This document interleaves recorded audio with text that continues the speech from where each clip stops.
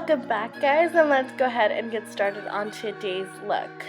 On screen, all of the products that I'm using on my model will be presented, but of course you can substitute them for anything that you already have. In addition, I'll be putting in some drugstore alternatives in the description box below. So now that we've prepped and primed your skin, I'm going to go ahead and apply some cream foundation. I'm applying this with a number 7 foundation brush and buffing all of that in with a Real Techniques brush. I don't remember the precise name right now because I am awful at remembering the names, but as always I will put it down below in the description box. And I am getting better at actually putting all the products in the description box. I know a lot of you have asked me to do so, so you asked, I gave. Go ahead and check it down below. So now we're going to go ahead and do the other side and just buffing all of that in. This brush is super amazing with cream products and I absolutely love it for that. Now I'm going to go ahead and apply a lighter foundation under her eyes in a triangle shape with a number 7 concealer brush. Love this brush as well. And I'm going to take that on her forehead, the bridge of her nose, and her chin.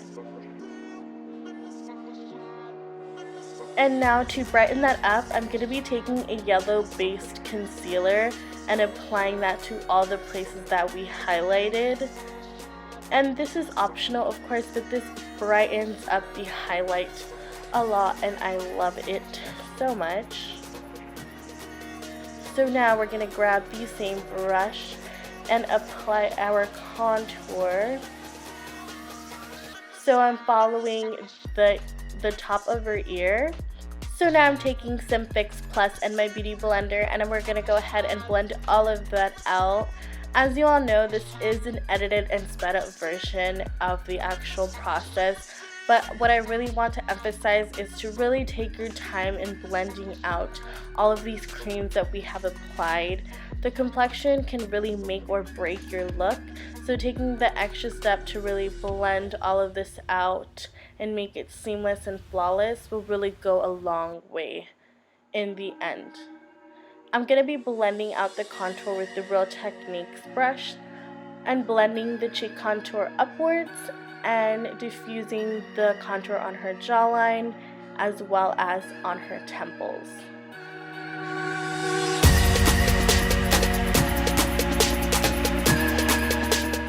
So now taking our loose translucent powder, we're going to go ahead and start the baking method, which is just applying a generous amount of loose powder to the areas where we want to set. This is both going to help the longevity and the look of the highlight. Now going in with this Morphe contour brush, I'm going to go ahead and take the bronzer and set our contour. Going back in with the loose powder, I'm going to chisel out the bottom of that contour by applying the loose powder. I've done her brows off camera, so now we're going to go ahead and remove all of the excess powder. And as you're going to start to see, this is really emphasizing the highlight and really bringing a lot of light to the face. So now going in with blush and highlight. This is a shimmering powder. We're going to apply that to the very tops of the cheekbones.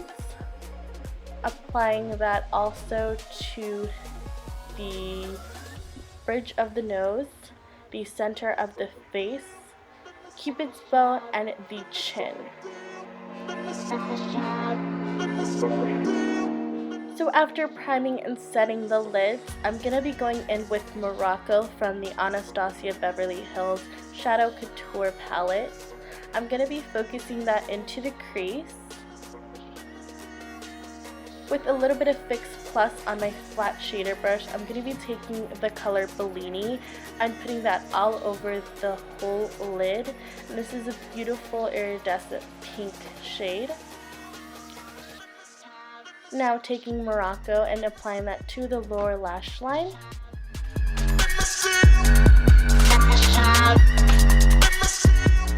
And lastly, to finish off the look, I'm going to apply pink champagne into the inner third of the eye. And this is something that was really prominent in the picture that I am referring to. And just in case you missed any of the steps, here's the other eye sped up. So again, starting with the color Morocco in the crease.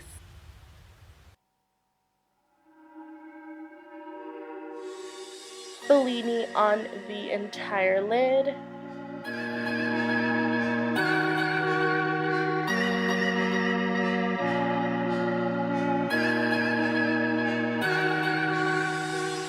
And pink champagne in the inner third of the eye. And I really do love how this look came out. It's so simple yet so beautiful and angelic, I feel like. And bringing in that Morocco again on the lower lash line.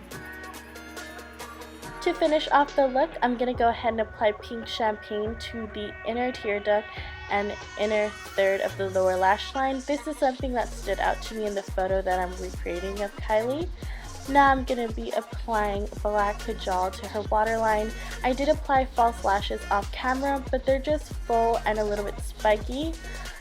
Now taking the liquid lipstick, I don't have the precise one that Style by Hrush used, but I will leave it down below. I personally used a mixture of Pure Hollywood, LA Splash Ghoulish, and LA Girl in Fleur. But just use what you have, mix up some colors, and see what you get. And lastly, I'm going to go ahead and spritz on some Fix Plus. And just like that, we are done with our Kylie Jenner inspired look. I hope that you got some useful tips and are now able to recreate it yourself. Be sure to check the description box below, and thank you so much for watching.